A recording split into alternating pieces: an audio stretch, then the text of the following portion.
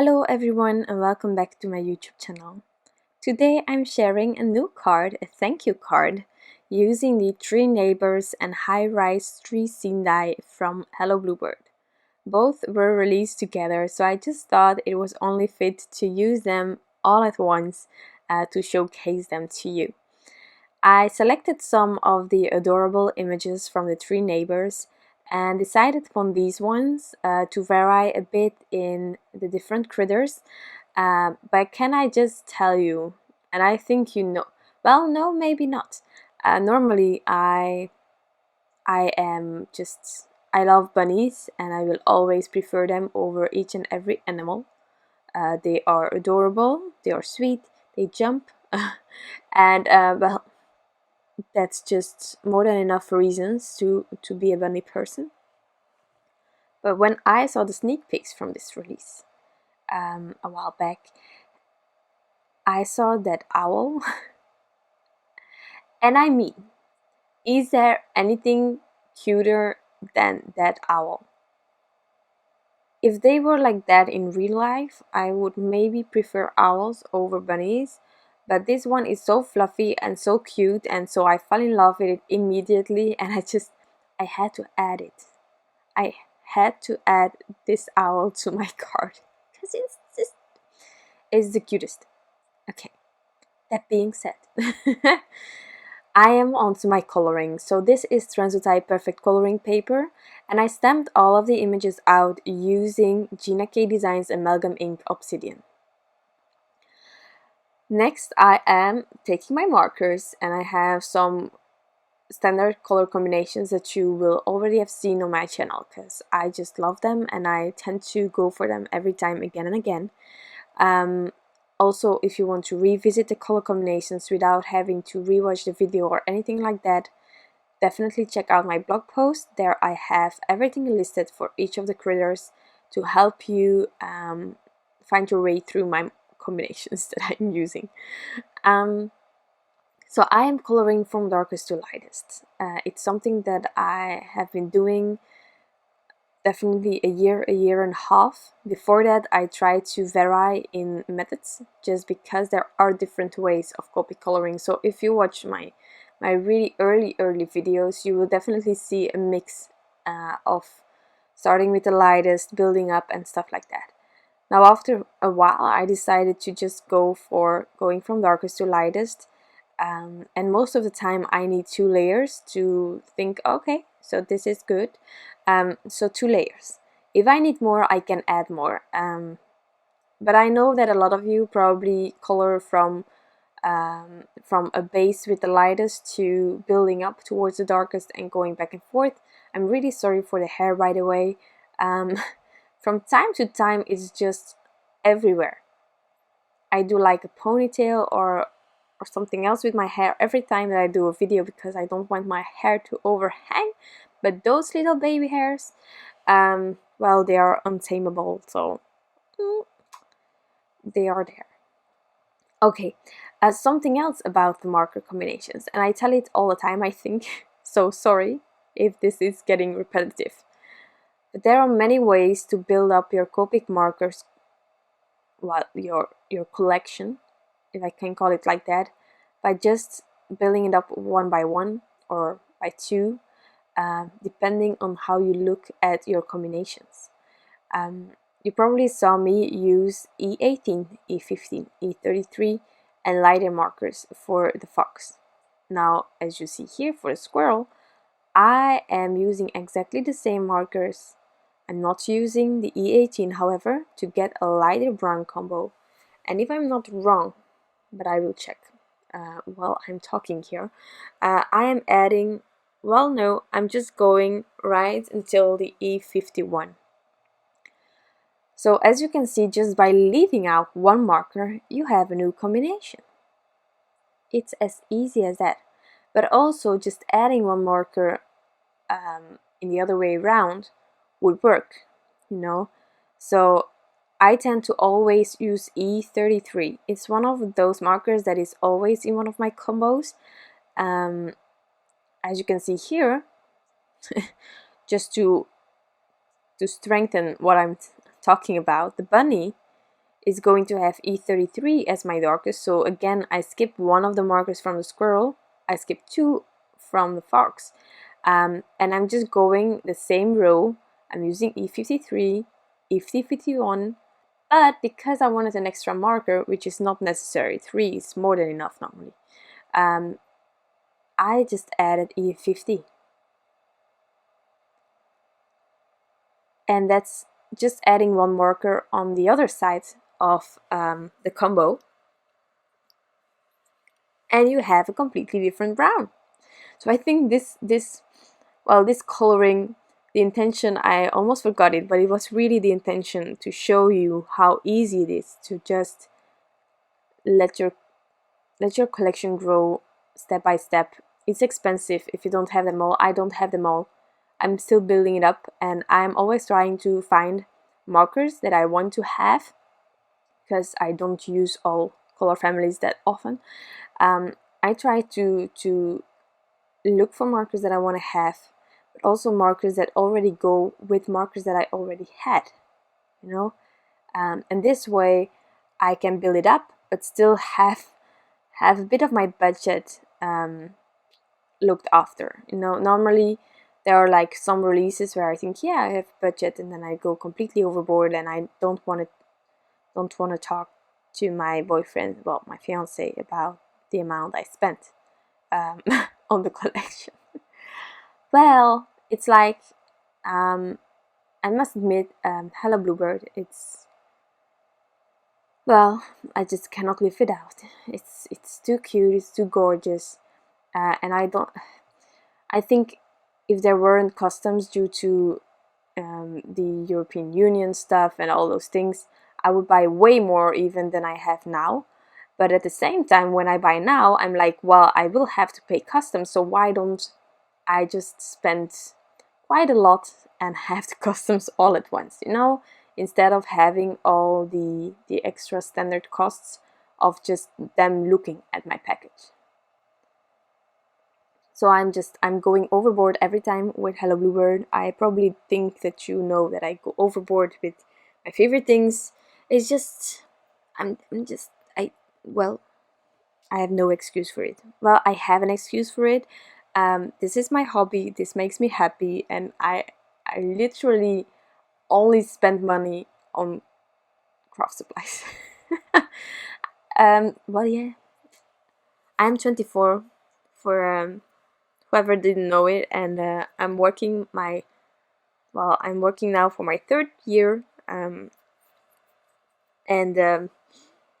well, I'm saving, and then everything I left over is for that. I don't have kids yet, so I don't have that expense, which I know a lot of you guys have.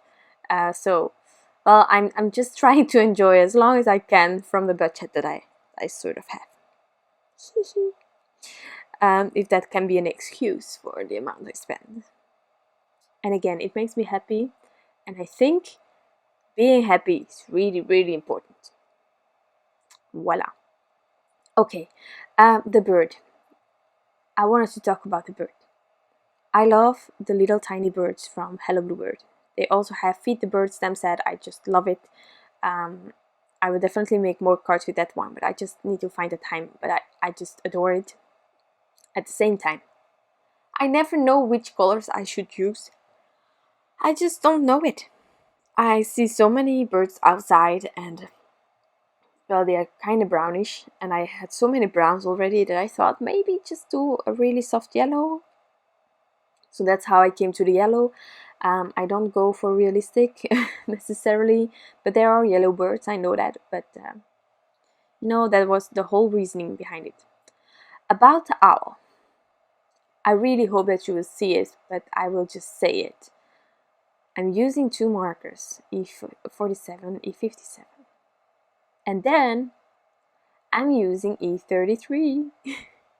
Okay, I think I sort of showed you what I'm talking about when I'm just saying a few markers can already add so much more to your collection. So here I have E47, E57. But then for the lighter colors you will see again, and I'm repeating myself, you will see E53, E51, E50. which I already used on all of the others as well. But I think that someone who isn't using Copic markers and who isn't busy with trying to find combos will not notice that everything is a bit the same. And they will just think that there are an incredible amount of markers going into this one. But it is quite alright. So that was my whole plea for just buying step-by-step markers to keep your budget a bit alive and to still let them grow your combos.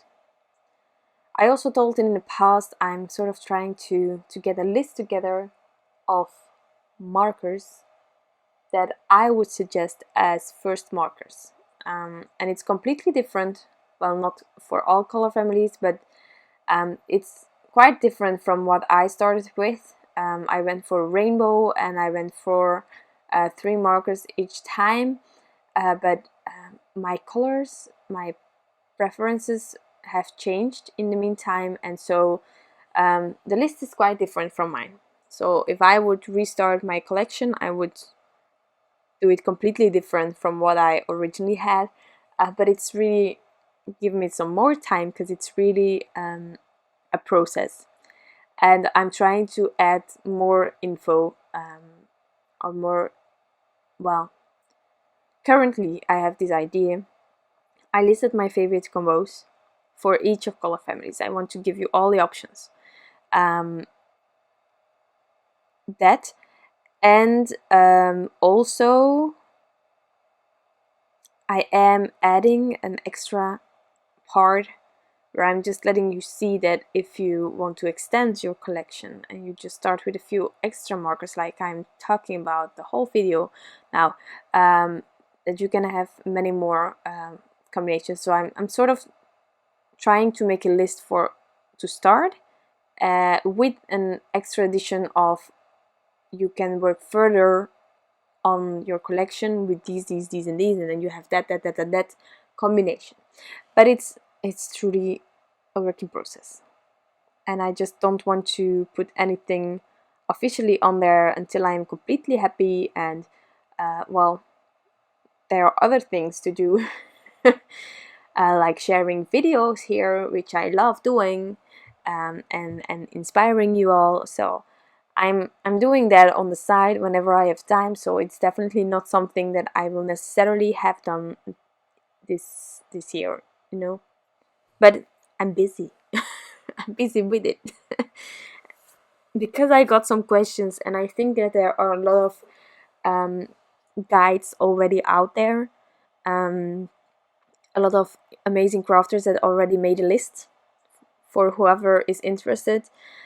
So I think that there are definitely ways to make your own tiny collection if you want to. But of course, well, we all have different styles, and so we would all start somewhere different, I think. So therefore, I think it might be handy if I can share something like that. But if not, definitely do not worry. There is many information out there to start with your own collection. And personally, I started by just checking out people and writing down every combo that I really loved, and then I just took one for each color family. Well, it's how I did it, but again, I get it. A list is handy because now I work with lists, so I get it. But that's a working process. And so here, while I was blabbing away, I of course already invented quite a lot. I'm almost done with all of the pieces, and the extra piece that I did there is for the leaves. I'm just going to roughly cut them out of some roughly ink blended green cardstock. So here I have all my elements, and now it's time to assemble. I'm going to start first with the frame. The frame you can also add color, but I just like really lovely white frame. And I'm using the Darice foam strips, really handy ones. Also, if you like shakers, these are life-changing strips. It is, because they are thin, they are thick enough for a shaker immediately, you don't need to double it up, and they are flexible. If you remove the backing, you can easily get it round around your circle or your square window or anything like that. So I definitely recommend having it. I don't make a lot of shakers, but if I do, I'm always using this one because it's too handy to not use. So I added the frame really slowly because I wanted it to be straight onto my slimline card base. Then I press it down, and then I could start inlaying all of the other elements.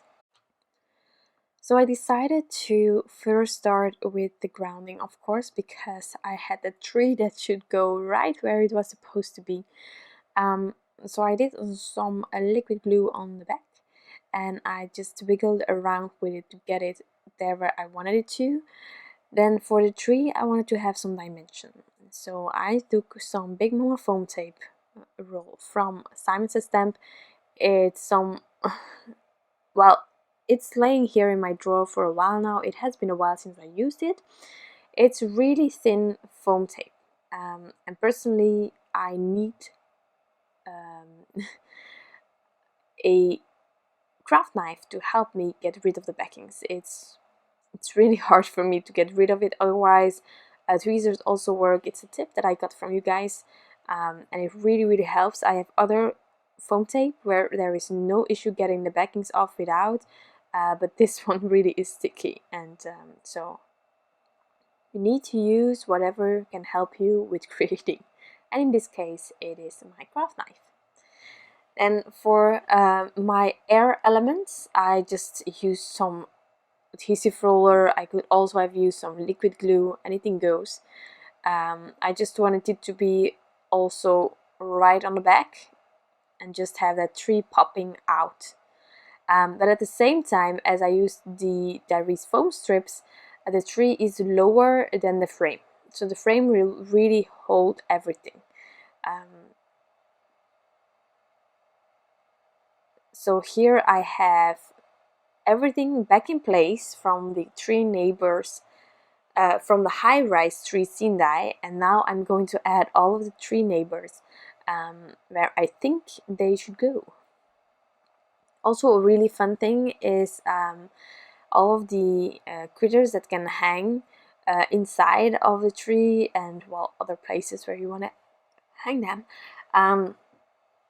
They are similarly die cut like the ones with the hot air balloon. There is like a little part of the critter that you can tuck behind, and so it's really, the transition is perfect. I love that. Then the raccoon is so cute. So cute. Well, nothing tops the owl. I think, really, isn't this one your favorite? Tell me which one is your favorite, because I'm like mesmerized by the owl. It's the only critter I see from this set, actually. It really is. So I added the fox as well, liquid glue and thin foam squares, because it was going to overhang a bit of that tree, and so it wasn't useful to add there any thin foam squares behind as well. And then we are almost to our final images. Squirrel and then the bird. This card and creating this card was really a joy. I had so much fun. Everything assembling, normally I go for clean and simple, and I still find the way this die is made and all, it makes it simple to create a scene kind of card, if you know what I mean. It's like there is way more than on a simple card for me, but at the same time I kept it really simple. So you can go either way, and I just love that. So here I have my leafies, and so I just randomly added them actually. I had no plan. I have a lot left, but that's fine. And I also think if you want to make a fall theme card, not necessarily with a tree, but you can just start die cutting these leaves like a crazy person, and then make a bunch of leaves together and let the critters play in it. It's all an option. I love it. So here I wiggle a bit around with it. I sort of tried placement first on the leaves on the bottom. I wanted them to look like they fell. I also contemplated about adding a leaf that was falling, but then at the same time it could appear a bit random. So I didn't do that. So I kept all the leaves that I kept all the leaves on the tree or on the grass.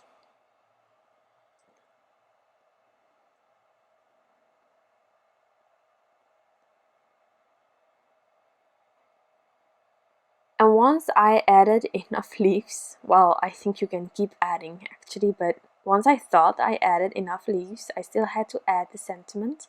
I just added it on the bottom there.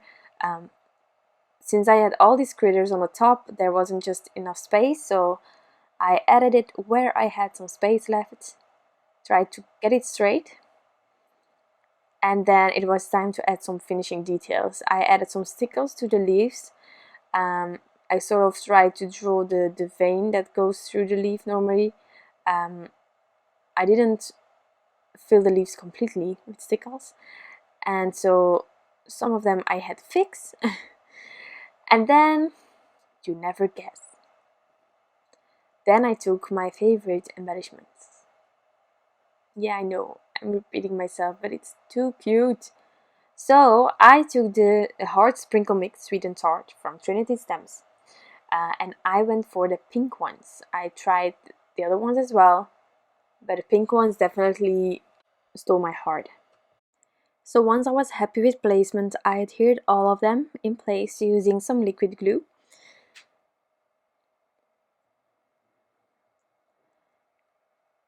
And then this card is completely finished.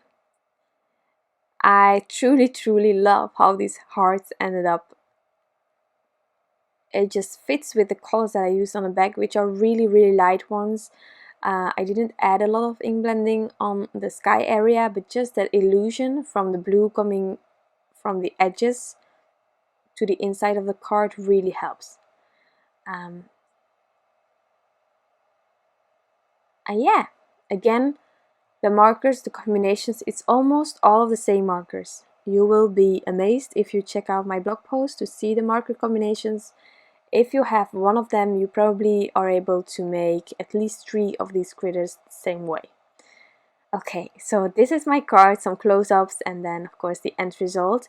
I hope that you enjoyed this video and that you like how the card ended up. I truly want to thank you all for stopping by. I appreciate it so much. I wish you all an incredible day and I'll be back soon. Bye!